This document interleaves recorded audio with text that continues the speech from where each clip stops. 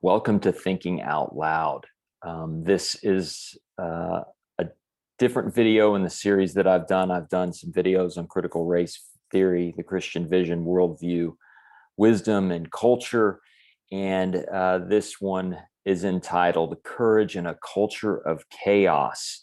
And so a little bit different here. We're going to go a little fast paced, cover a lot of different topics, but we'll be drawing on a few of the other things that we've discussed in previous webinars. Just to start us out, you can go to my website, revolutionofman.org, if you would like to sort of dive into some of the other material that we've covered.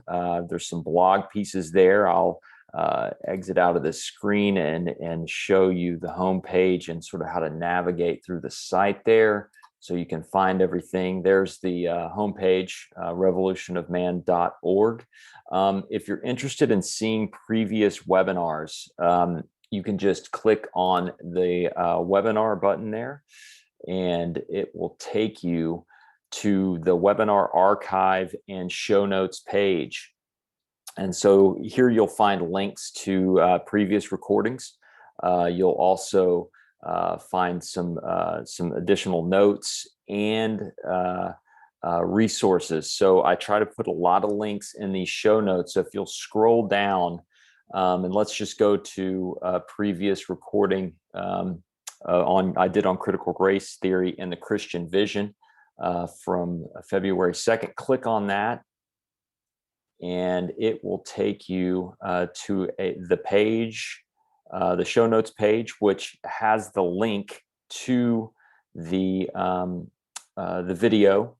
But also, if you scroll down, you'll see additional resources: podcasts, videos, book reviews, articles, books, lots of videos, just helpful links, so that when you see one of these videos, obviously we can't cover everything. It takes a lot of time to cover all this material, but it allows you the opportunity to do a deep dive on your own with some things that I've read and vetted, and material that I think you'll find interesting. So you can go as deep as you want.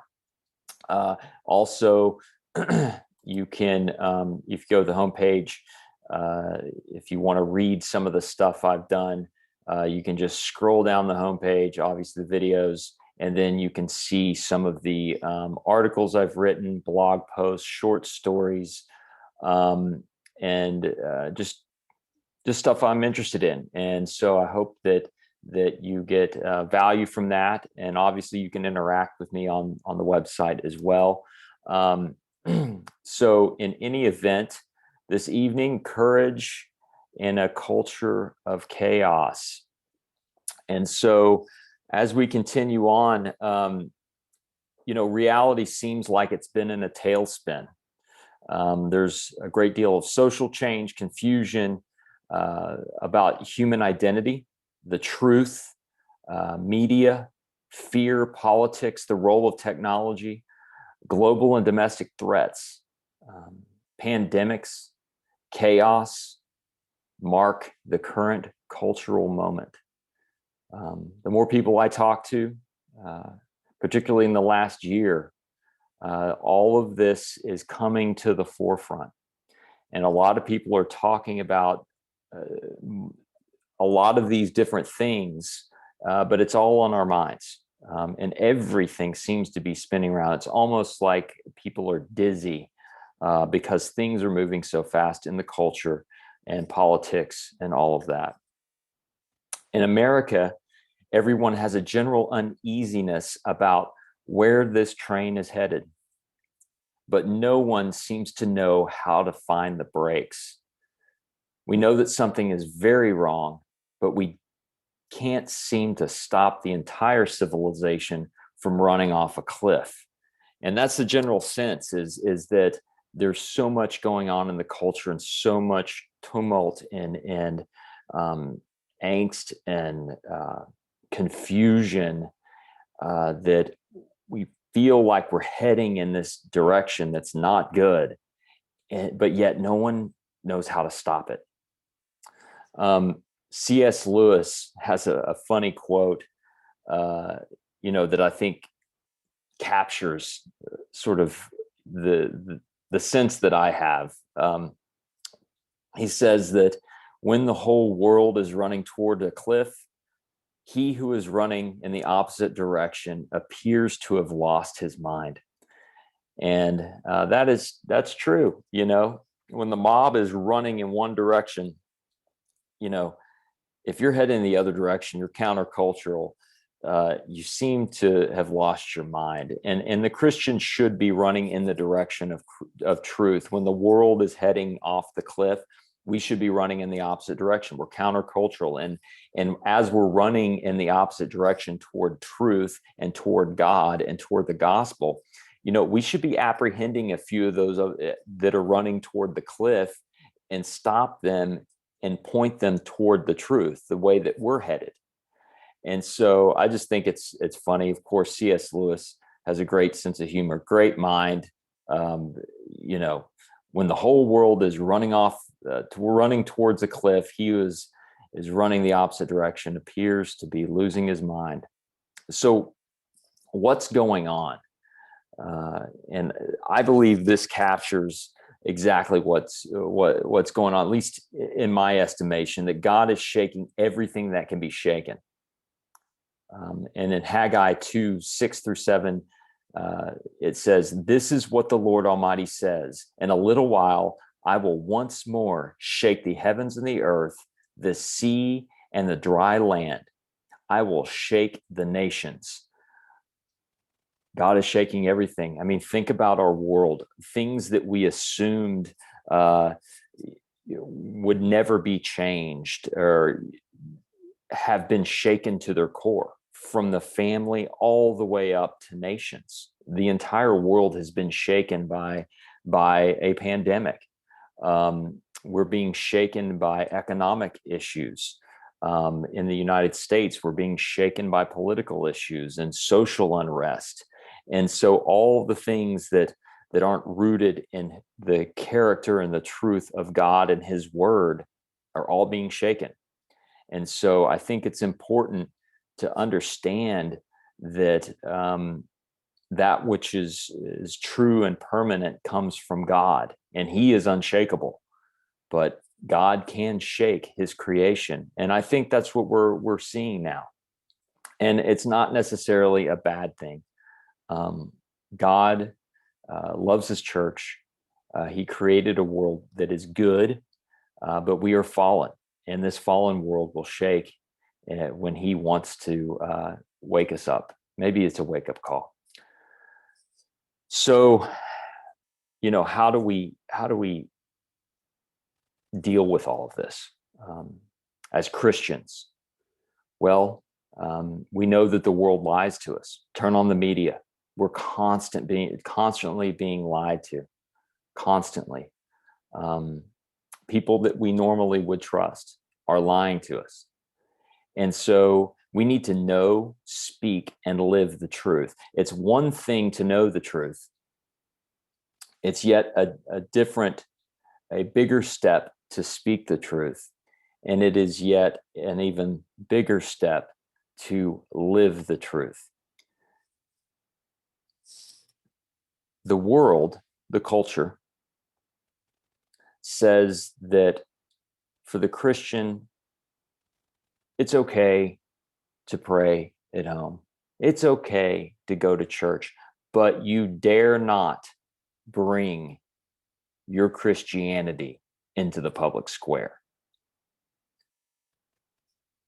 You can have a privatized faith. If you just keep it in your home and in your churches, we'll leave you alone. You bring it out into the public, and we're not going to like that very much. Well, I tell you what you can tell the world. You tell them to pound sand, because we have a public theology. They can go pound sand because Jesus had a public theology. We have a public faith. Our faith is to be lived out in the public square for people to see and witness. So when the world tells you to go crawl back in your hole, Christian, you climb back out and you tell the world, no, we don't do that. Jesus had a public faith. a public expression of his faith, and a public theology. He was in the highways and byways of humanity and in society. And we follow that example. So what does it take to know, speak, and live the truth? Well, it takes moral courage. It takes men and women of faith to actually act on what is good and what is true and speak up for the truth, and then act in line with the truth, live biblically. We know the difference between good and evil, and we call that out. We can't stand by and just allow evil to occur. That is evil in and of itself. So we have to have moral courage. And where do we find, moral courage, examples of moral courage? Well, we first of all can go to the scriptures and see moral courage. And we can also look to the Christian tradition. There are saints that have come before us that we can see the example of how they've lived their lives. Good Christians who, not perfect. You're not going to agree with everything they did. I'm not saying that, but their lives demonstrated moral courage.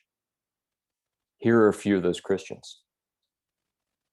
Take a look at their faces. These are men and women of moral courage, who had fortitude, who lived by faith and had a public theology. Mother Teresa, Frederick Douglass, Corrie ten Boom, Rosa Parks, William Wilberforce, Dietrich Bonhoeffer, Jackie Robinson, Martin Luther, Elizabeth Elliot, all had moral courage, and they lived out their faith, and they often took a stand until death to live out those beliefs. And you want to see some Christian heroes, here's a few of them, just for your considerations. There are thousands more, but these are some folks that we can look to for examples of moral courage. So, how to think about some cultural hotspots. Okay, so this is where this changes from my normal webinars. So we're going to talk about some cultural hotspots. We are going to touch on some things I've talked about before, but we're not going to park there very long. How to think about wokeness, critical race theory, and Marxism. I had a friend, young lady, ask me, how are these things related? The woke movement and critical race theory and Marxism. Yes, they are. They are related. They're from the same root. Wokeness in the church is repackaged liberation theology. It's basically baptized Marxism. It borrows capital from Christianity and uses the Christian ethic and basically manipulate people. So it takes the Christian ethic and manipulates people. That's what this whole wokeness thing does. It's both inside and outside the church. It's the big C church. We're finding this people accepting and co-opting this woke Christianity and bringing it into the church. And it has to stop. And the folks that are doing this, I don't put them automatically on an enemies list. Most are deceived. But there are those that would like nothing more than to destroy the church with this stuff. They've plundered distinct Christian words and ideas, and they rip them away from the biblical meaning in which they were originally intended. They've just ripped them out and redefined them. And so this whole wokeness thing is dangerous. It's a bunch of nonsense, because it's rooted in a godless, baptized Marxism, this liberation theology. No, that's all it is. If you think wokeness, just think liberation theology. It's just repackaged and then pushed back into the church and trying to get people to accept it. Don't accept it. Read about it, and just know that you know the truth. Okay. So what's the condition is a generalization of Christian leadership. Christian elites and leaders are uninformed and overconfident. Leaders are largely ignorant and really don't have a grasp of what is actually going on in the culture. That's why this whole woke stuff is getting into the church. It's because they don't know what they're dealing with. They're uninformed and they're overconfident. And so all of us fall into this to some extent. Christian leaders, wherever we are, we can be overconfident and uninformed. And that means we need to take a deep dive into some of these issues and address them. And so we really need to know what's going on in the culture. We need to know the reality that our people, our brothers and sisters, are dealing with in everyday culture. The woke voice is shrill and thin. Their works are moralistic and shallow, focusing on the wrong things. They are boring because they are basically illiterate, unable or unwilling to read counter ideas. Therefore, they cancel books they don't understand. They're not saying that they're literally illiterate. They just don't read properly. Critical thinking doesn't exist in the mind of the woke. They won't go read the counter argument. They won't even listen to it. They'll shut it down because it's a power dynamic. It goes back to Marxism. It's a power dynamic. They're not going to listen to an argument or a debate because it takes power away from them to even listen or even engage. So they cancel it. That's why you see all this canceling books, really good books. Meanwhile, you can't find Dr. Seuss anymore on Amazon, but you can go get Saul Alinsky's Rules for Radicals or Mein Kampf, or who's written by Hitler, and the Communist Manifesto by Marx. You can get those, but you're going to be having a hard time to find a Dr. Seuss book. That's nonsense. That you can see the foolishness of it. Okay, so how to think about some other issues. Again, we're dealing with some topics here. These are hot topics, I guess. The border crisis, sexual identity, the Chinese Communist Party, vaccine passports. The Christian has to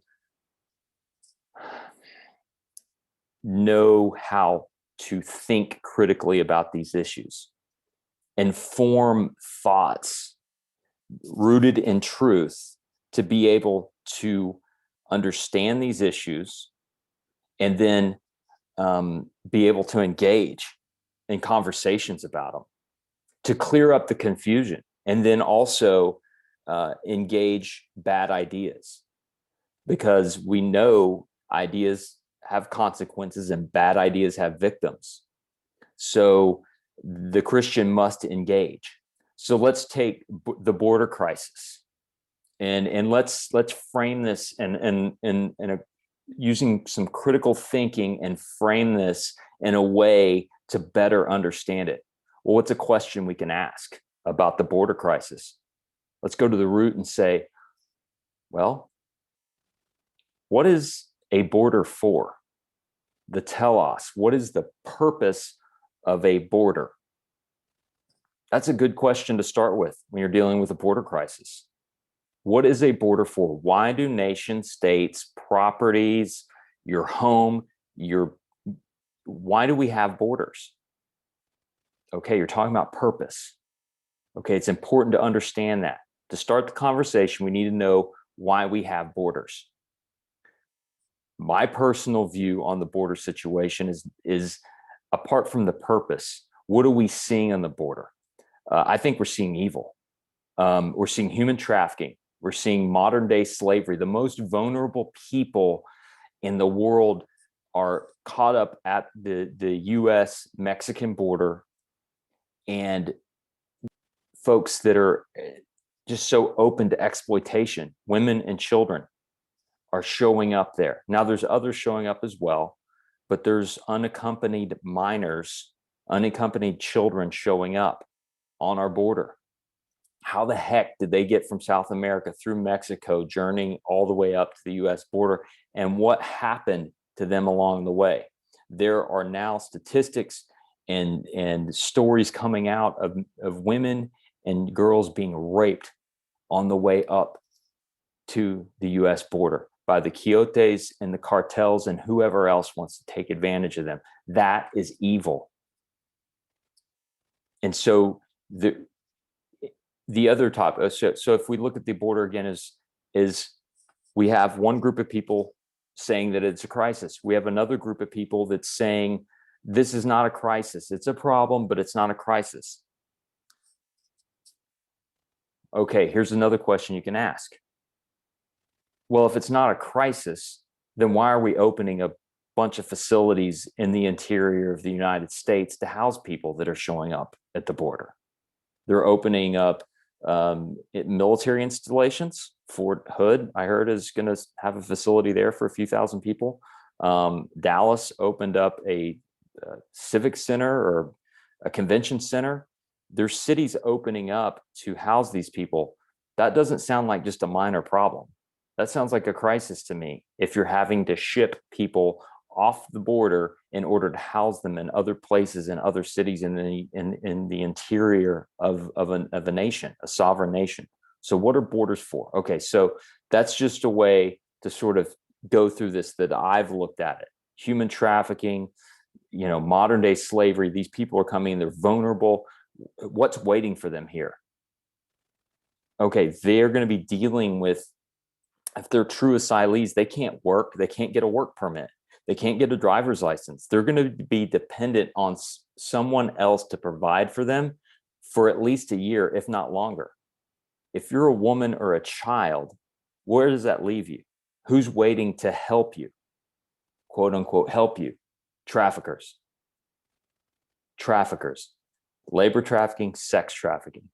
That's what awaits a lot of the most vulnerable coming to our border. So that's my view of it. And I think it's accurate. I talk to people who work down there, great people that volunteer and actually work down on the border.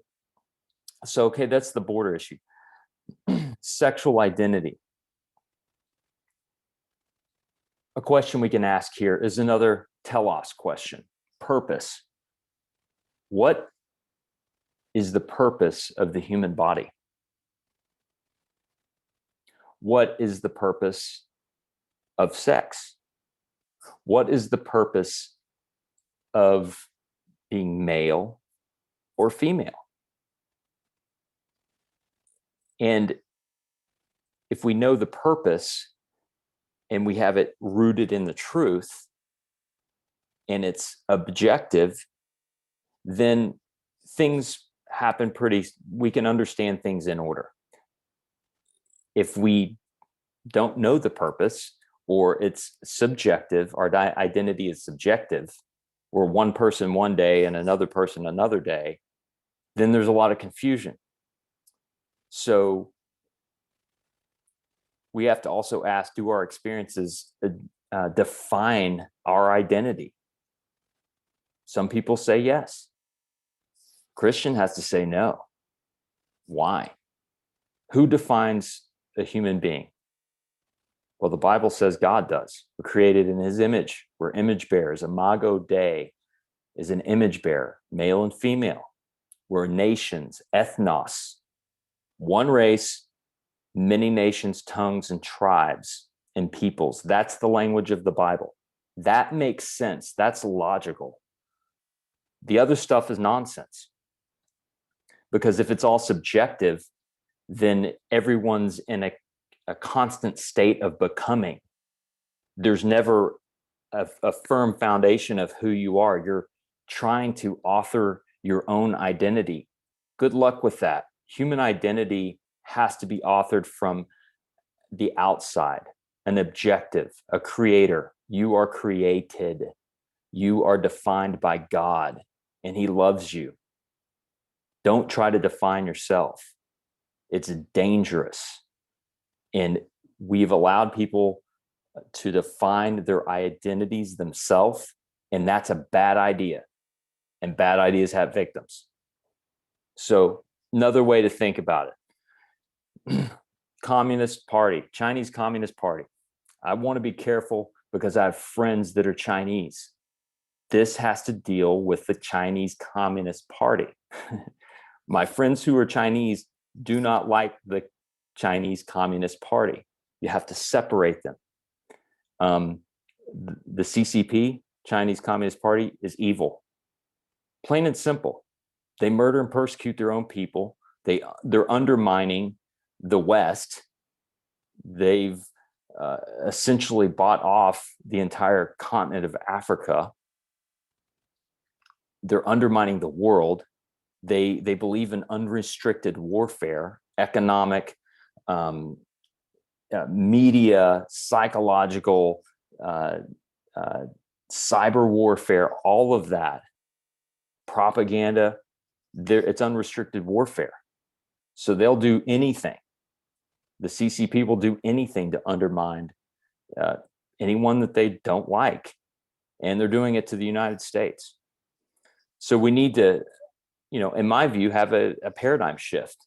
We need to view the Chinese Communist Party as a criminal organization. If you put them in the realm of and frame them as a criminal organization, things make a lot more sense when you see what they do. They're evil. Uyghurs, Christians, all being persecuted in China. We shouldn't be doing business with them. The Christian should try to stay away from supporting companies that are a part of the Chinese Communist Party. And that's hard to do in this day and age.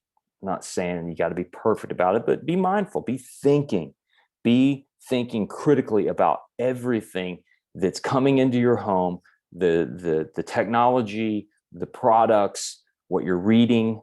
Be thinking critically about these things.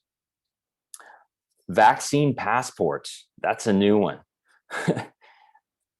I haven't even formed a full opinion on it. I can tell you it's probably a bad idea.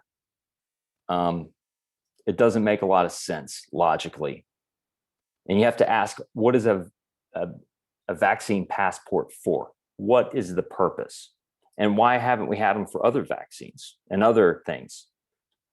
What are people trying to do with it? Can it be used for coercion? Can it undermine people's privacy? Can you be controlled with it? Questions the Christian should ask. I'm not going to put a statement out there on it, but consider it. This is I don't remember where I heard this statement for the first time, but it sort of hit me between the eyes. If you play stupid games, you will win stupid prizes.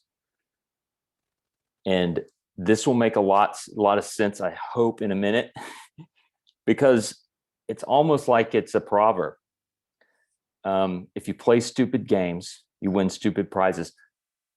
I'm not saying here call people stupid, right? Calling someone stupid, attacking their identity of who they are. No, image bearers. But I'm an image bearer, and I have done stupid things in my life. And when I do stupid things, I deal with consequences of my stupidity and my foolishness, my folly. So when you think about Proverbs, and if you play stupid games, you win stupid prizes. Well, let's look at Proverbs. Let's see if we can find anything that sort of shines a light on that pithy statement. Here's one. How long will you live, you who are simple and love your simple ways?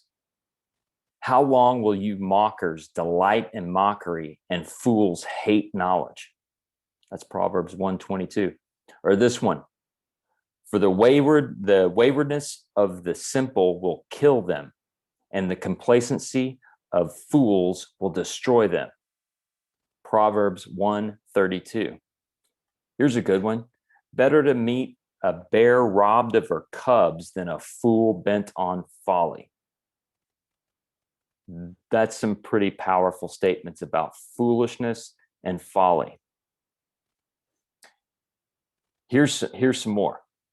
Again, if you play stupid games, you win stupid prizes. In one of these pictures, you've got a guy, I think he's an Antifa guy, taking a selfie in front of something like a car or something burning.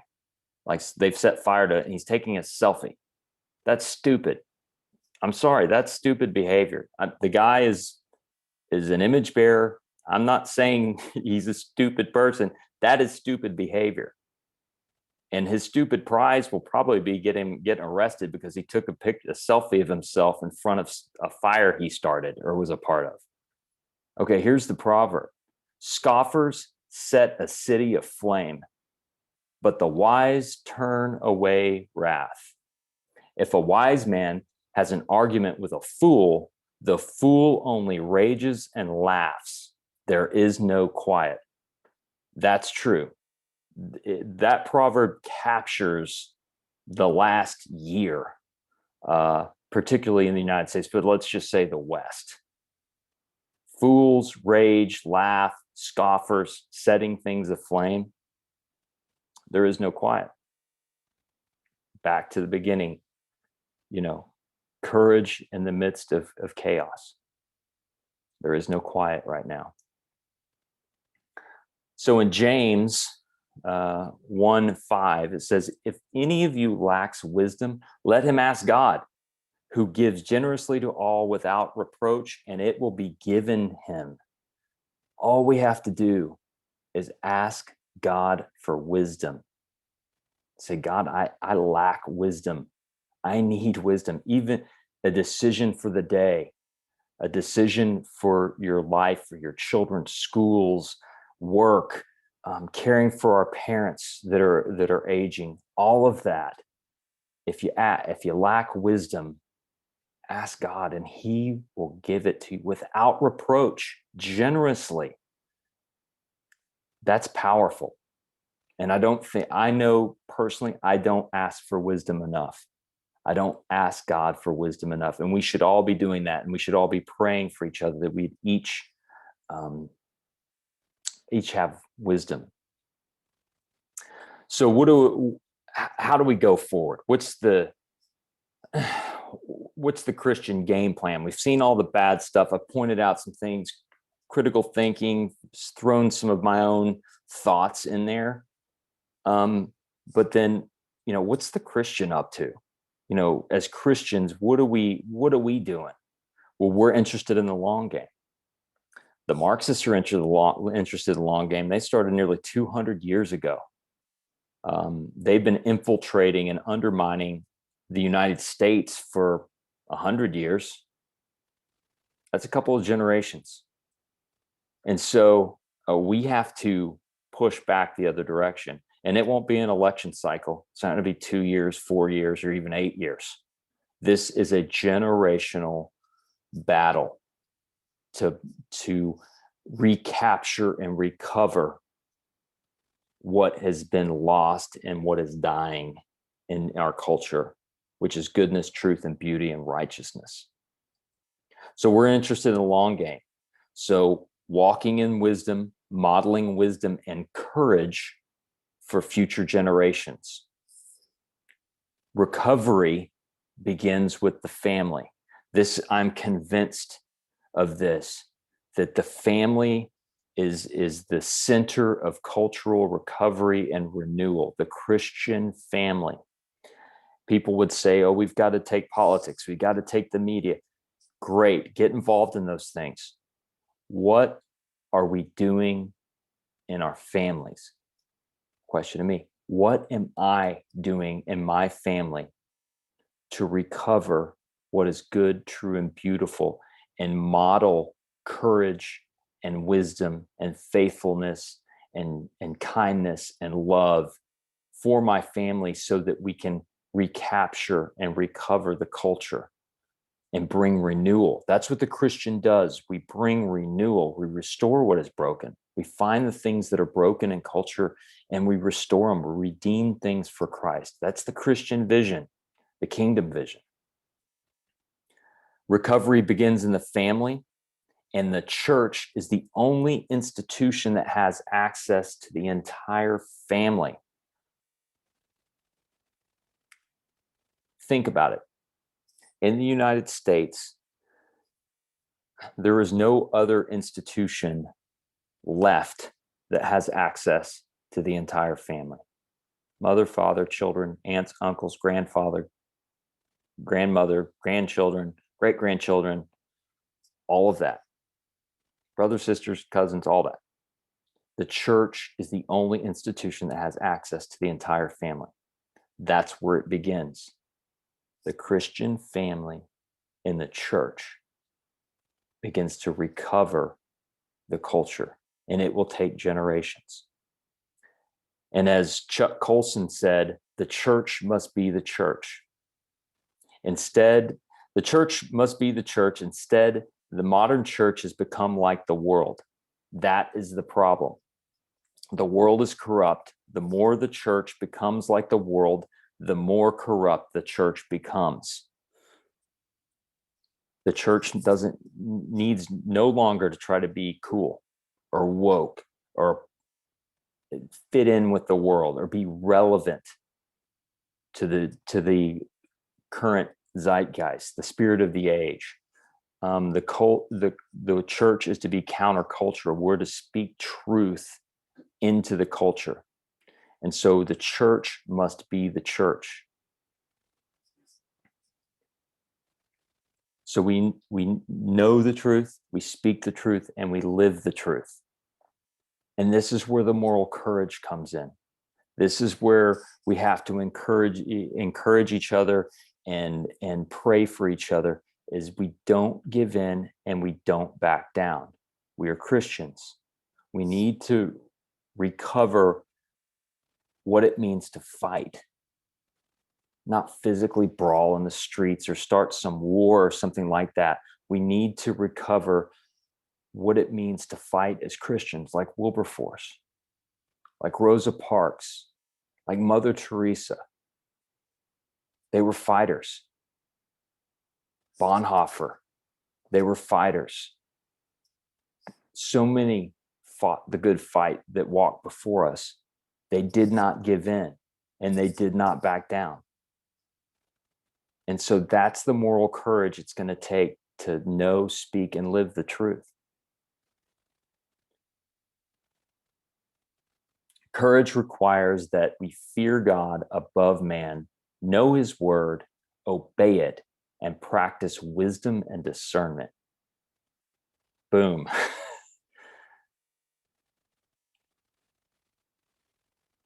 Joseph Backham said it the best. I mean, that's it right there. Courage requires that we fear God above man, know his word, obey it, and practice wisdom and discernment. That is true. And that's what I encourage all of us. I'm encouraging myself. I'm encouraging you to have courage. There's moral chaos and confusion going on around us. We have the truth and we need to be courageous about it. We have to step in and speak the truth and then live by it. And there's nothing outside Jesus Christ's kingdom. He owns it all. It is all his. And so Abraham Kuyper said this: there is not a square inch in the whole domain of human existence over which Christ, who is sovereign over all, does not cry mine. He is sovereign over everything, the systems, the cultures, all of that. So therefore, as Christians, we can look into the culture with a biblical worldview, with wisdom and discernment, into the chaos. We can look into these systems and these movements that have co-opted the Christian ethic, Christian tradition, and plundered the Christian vocabulary, and we can take it back. We can plunder the Egyptians. We can take back, as Christians, we can take back and recover and reclaim that which belongs to God. When we see someone or a movement that has co-opted the Christian language, like the woke movement, and say, that's not what those words mean. Social justice, there's woke social justice, which is not justice at all. And then there is true Christian biblical justice, which is impartial and is godly and righteous justice. It's rooted in God's character. In fact, his throne is justice. And we can look into this, the woke movement or these other social movements, and say, no, we're going to take back, we're going to plunder what rightfully belongs to Christ and God, that which is good, true, and beautiful. We will not allow it to be distorted and twisted by a dark culture. We have to say no, and we have to go in and take back that which belongs to God. So I'll leave you with this. This is a part of our Christian heritage. These faces, Mother Teresa, Douglas, the Corrie ten Boom, William Wilberforce, one of my heroes, Rosa Parks, Elizabeth Elliot, Jackie Robinson, Martin Luther. Look at their faces. They're part of our heritage. These saints are not dead. They are alive in Christ. They have something to say. They are, they should be listened to, because they're our brothers and sisters, and each of us has something to teach. We have something to teach each other. We each have different gifts, and our gifts should not go wasted, because we need to have the moral courage to step into the dark culture, into the chaos, and shed the light of truth, speak into the chaos, and be Christians. The church has to be the church. We have to step up in our spheres of influences. Individually, we can do very little, but as kingdom people with a kingdom vision, we can change the world. These people have all done that in their own little way. And we are on the shoulders of giants. And so that's what I encourage you here as we sort of close things down, is to have courage, be encouraged, share the gospel with the lost, and live by truth. Don't live by lies. So that's it for this webinar. Thank you for joining me. Thank you for your time. You don't get those minutes back. By all means, go to my website if you want to read some more stuff, see some more videos. It's there for you. It's there as a resource. I'll put some show notes together for this one as well. Again, I'm just here to point you in the direction, and you can follow all the different rabbit trails, okay? I don't do a deep dive into specifics a lot, but I think it's good just to help curate a few things, and hopefully this is helpful. Share it with people, and God bless you, and have a wonderful day. See ya.